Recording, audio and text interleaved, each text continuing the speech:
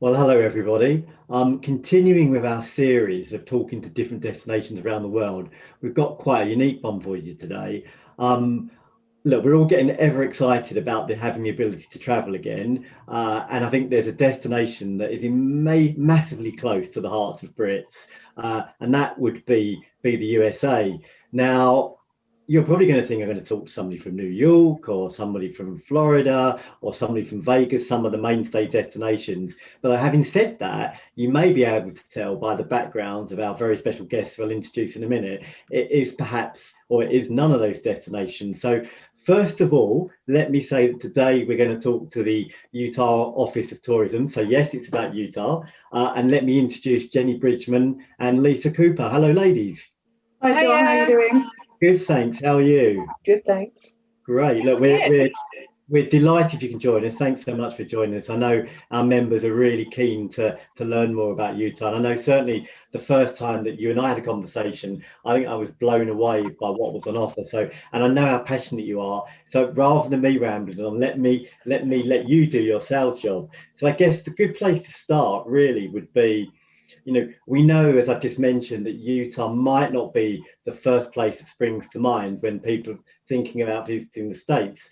So I guess if that is the case, what is it that Utah has to offer? Why should people go there? Why should people choose Utah?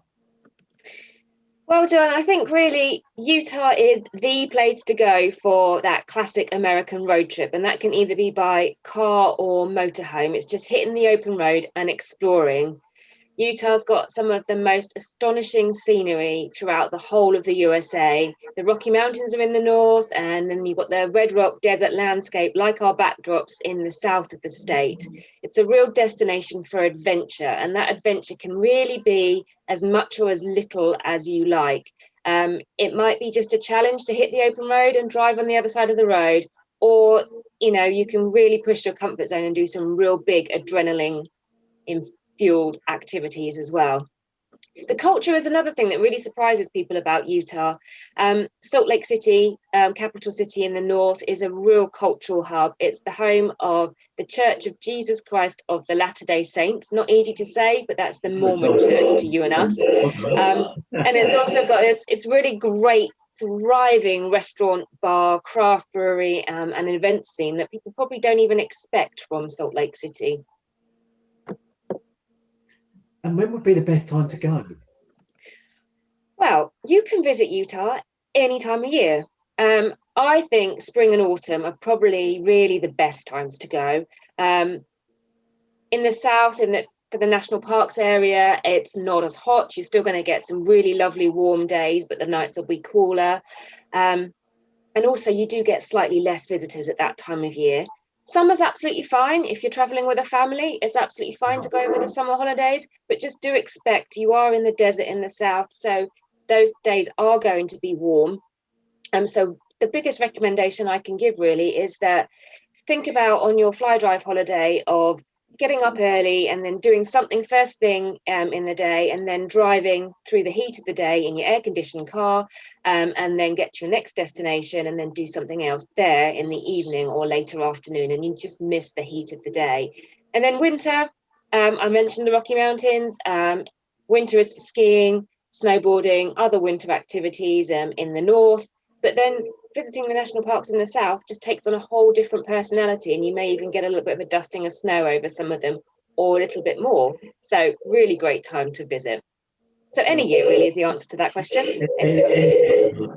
Just come to Utah, basically. It doesn't matter when, any time of year, you'll find something for you. No, I think the other thing is, and you just referenced then, Jenni, the national parks, and I used to think my geography wasn't so bad, but I certainly wouldn't have known that there was 5 national parks in Utah. That's amazing. I mean, and what different things can we expect to see? What's the difference? What are the key points of the different national parks? Well, I've got to be honest, John, the whole of Utah could be classed as a national park because we're just greedy like that, and it's all beautiful across the whole state. But our 5 official national parks are called the Mighty Five, and this is made up of Arches, Bryce Canyon, Canyonlands, Capitol Reef, and Zion. And all of these 5 national parks are located in the southern part of Utah, and they're all completely different. Arches is home to more than 2,000 naturally formed arches. the clue is in the title. Absolutely.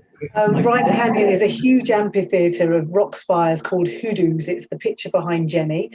And that's so impressive to see. You look down into that.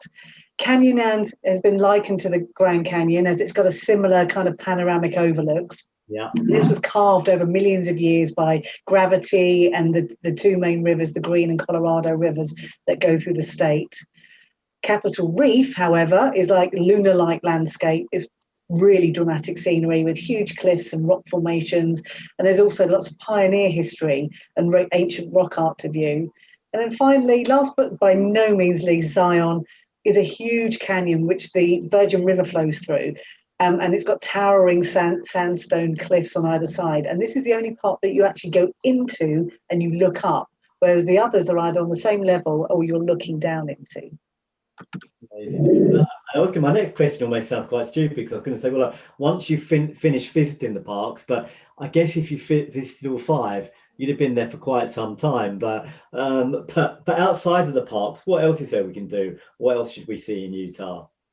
Well, really, there is so much to see and do in Utah. And one of the most important things that I really recommend is advising your clients to make time for the experiences beyond those national parks. So, take the day to travel between them or spend extra time in those national parks and go and see some of the surrounding places.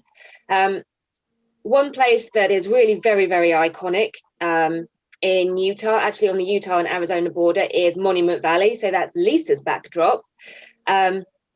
And this is really the very classic picture of the American West. Lots of people will recognize it from old Western films, lots of movie history and heritage around there.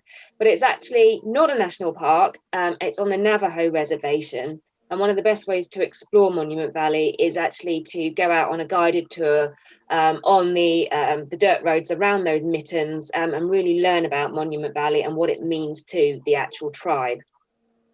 Many of the state parks in Utah would probably be national parks in any other state in the USA or any other destination worldwide. So as I said, you can easily combine these with the national parks. So for example, Codacombe Basin State Park is just down the road from Bryce Canyon, Goblin Valley State Park just down the road from Capitol Reef. In the north, you've got Antelope Island State Park, which is the largest island on the Great Salt Lake. Great views across Salt Lake City to the mountains beyond. And it also has a herd of free roaming bison on it as well. And then right up in the border with our Idaho in the north is Bear Lake State Park. And I've just mentioned a few, but this one here is beautiful turquoise waters. It's known as the Caribbean of the Rockies. And then one other thing that I just really wanted to mention, above and beyond what I've talked about and we've talked about already, is that the stargazing in Utah is absolutely incredible. So Utah has the largest concentration of international dark sky places anywhere in the world. And this is where there's very little light pollution. So you can see the Milky Way, all sorts of constellations. All the national parks we've mentioned, many of the state parks, national monuments, they're all international dark sky places as well. Most of them run ranger-led programs, so there'll be high-powered telescopes, and that's your evening activity sorted for Utah. You can just literally join one of these presentations and have a look through the telescopes, or even just head out on your own in the car, park up, let your eyes adjust, and just look at the skies. Sounds incredible. I mean, God knows how many parks there are in total, but it sounds like you're never short of one. And I think, as you've said, the whole state should be a park. But thinking about the different types of traveller, and I think some people might be listening and thinking, well, there sounds like a lot of adventure there. But what about, and actually this still could include those people, but what is there for the higher budget traveller, the people that've got a little bit more to spend? Does it cater for them? It certainly does. But the great thing about Utah, John, is that it's an indulgent experience no matter what the budget. There's a huge range of accommodation options, from the general chains that you would expect across the USA to the independent and characterful places. For those looking for the glamping adventure, we've got plush tented retreats. You can stay in a converted Airstream. The tiny house phase has made it to Utah as well. And we've even got a hotel that's got its own observatory, perfect for the stargazing that Jenni mentioned. One area, Deer Valley in the mountains, has a collection of luxurious hotels, and one even has its own funicular up the mountain to get to the lobby. I mean, that's special. And those looking for a pure luxury escape, there's Amangiri in the south near Lake Powell. It's tucked away in its own little area of Red Rock County, and this is where Posh Spice celebrated her 40th. Wow. It's not really about where you stay, though. It's about what you do in Utah. There are so many guided tour opportunities, whether you join a small group or take a private tour. You can view the incredible scenery from the sky in a helicopter, in a small plane, or a hot air balloon. I did that. It was incredible. Get really on the track via the off-road adventure into the depths of the Grand Staircase Escalante National Monument or one of the national parks. You can meet and dine with a local goat herder. Yes, you can. Or you can ski with an Olympian. If you don't ski, have a go at the Olympic bobsleigh track. So it's so versatile and diverse. And Joe, the next kind of question I'm going to ask, I always sort of feel a bit like we're going to step down a notch, because what we've talked about so far is all been so great, but we can't avoid this one. It's the C word. We've got to that, and it's a COVID bit. So maybe rather than talking about it for long, because we've all got so used to it, maybe just kind of touch on what where Utah's at and where we can find information, that kind of stuff. What we can expect. Yeah, sure. It's on everyone's minds. And I think with everywhere in the world, just like us, the COVID protocols are constantly changing. So it's just really important that you know where to go to get the information. In Utah, the vaccination program's gone really well. The official mask mandate has actually come to an end. For entry into Utah, and the USA in general, really, we encourage you just to stay up to date with what the US CDC, so the Center for Disease Control, is saying, what their guidelines are about testing and quarantining, as well as our FCDO advice as well. But the really good news is, and I think something to really take heed with Utah, is that it's been extremely popular, as you can probably see from everything that we've been talking about, for domestic tourism, both this summer and last summer. So all the hotels, restaurants, activity operators, pretty much everything a British visitor would like to see and do, they have their COVID policies in place, and they are tried and tested again, because Utah has been so popular domestically. Good. We'll be moving on from that soon. So, and borders reopen and everything will be good. But one of the other things that springs to mind for me, I guess, is a destination that is so about, I guess, outside, wide open spaces, nature, countryside. I guess sustainability must be high on Utah's agenda. I mean, can you talk me through what how Utah operates in the sustainability area, and maybe what's to come? What can people expect? Yeah, and I can. I mean, there's no doubt that Utah's national parks are extremely popular, and that's what draws, the domestic and international traveller. What Utah has is the internal Red Emerald Strategic Plan, which promotes destination stewardship. It's really important. And our Forever Mighty campaign draws on the Mighty Five national parks and how to experience them responsibly. This is a really big thing for Utah. For us Brits, I mean, this is relatively obvious, travel without leaving a trace.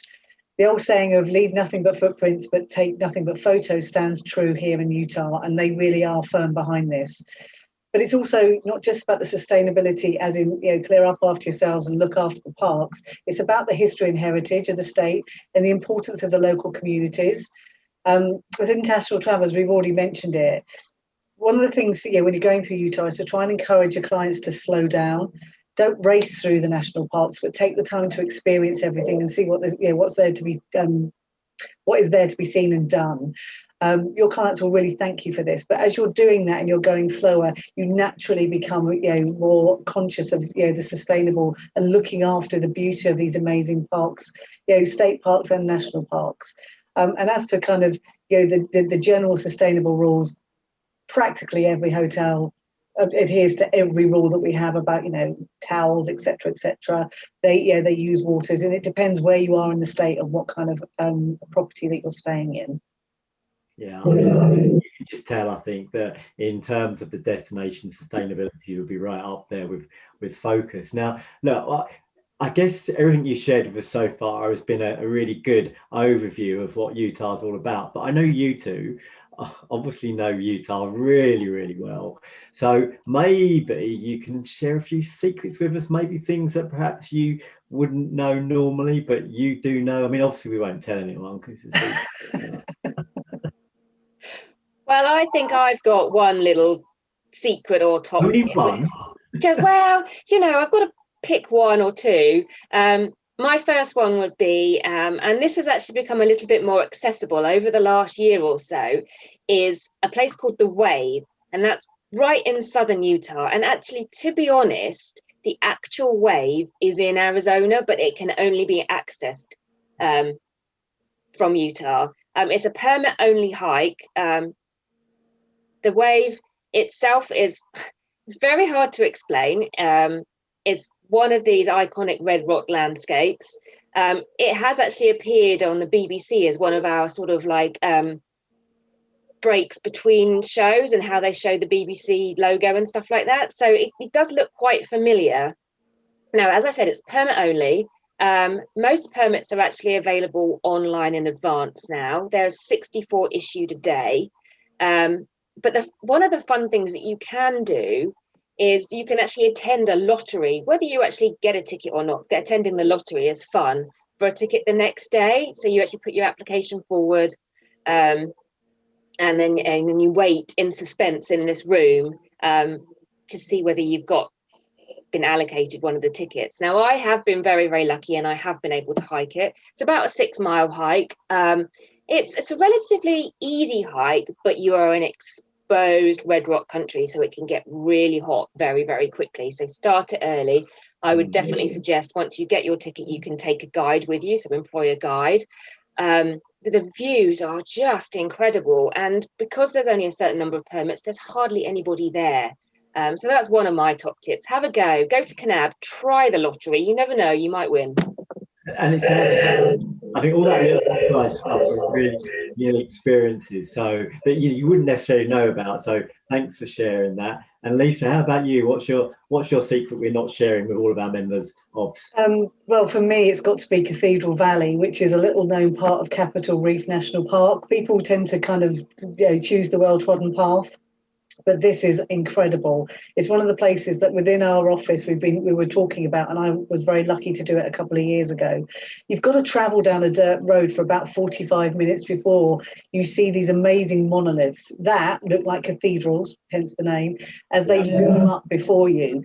And there's two main monoliths. One is the Temple of the Sun, which is the big one, and then you've got the Temple of the Moon, which is slightly smaller. But also, just probably about another 10-minute drive onwards, there's a small formation of selenite crystals called Glass Mountain, and this literally is like a small mountain which twinkles like glass in the sunshine. And as you're driving through, and we were one of probably about 5 different cars in this part of the park. I mean, it was remote, and you do need to have a good 4-wheel drive car to do it, but it was outstanding. And what we did is we started from the south and we went out of the north of the park. And this is my top tip: keep heading north, to Upper Cathedral Valley, because the monoliths up there, they just get better. And again, you just drive along. One of the things you've got to say about Utah is the wow state. Wow. I mean, I don't think I've sworn quite so much as I did on that drive, but it was all good. And I absolutely know that you two have got loads more secrets. So I think we'll revisit at some time and find out some other stuff. But look, obviously, time as always is of the essence. And but I guess very quickly, is there any message you've got for our members you'd like to share with them? You'd like to tell them, and then anything you want to share? Anything else? I think the one thing I would share is probably picking up one of the first things that we said is that it is that classic American road trip. So if any of your members have an inquiry that just says, I want to do a US road trip, this is the easy one to do. Those national parks are really close to each other, and they have so much beyond them from the mountains and the state parks and stuff like that. Easy access. You can get to southern Utah from Las Vegas really, really easily. And it's quite manageable. You don't have massive long distances like you do in some of the US states. So it is manageable. and it's not too overwhelming, and the driving is easy. There's scenic byways everywhere. So just think classic road trip Utah. The other thing as well, to back that up, and what Jenny's saying there is, don't be afraid to think about putting together a fly drive holiday for your clients and stuff. If you do feel a bit nervous, we're on the end of the phone. We can always do a Zoom with you. We can always talk you through stuff. We've got hods of information that we can share. But we've spent hours on the phone with other agents where you could get a customer who turns around and says, "I've heard of this place," and you have no idea where it is. Talk to us. We'll help you build that itinerary and close the sale for you. Brilliant. And actually, Lisa, you just like said what I was going to say in a roundabout way. Book Utah, basically. But I think, look, the lovely thing about talking to you both is, and again, you just said it there, is that you have all that knowledge and all that information, and you are there to support and help members. And whilst I say this on all these conversations, I always feel like the conversation can go on for a lot longer because it's really interesting and we learn so much, and the enthusiasm, the passion's there. So Jenni, Lisa, thank you very much, and we all look forward to coming to Utah soon. Thank you. Thanks for having us, John. Yeah, definitely. Thanks for having us. It's been great chatting to you.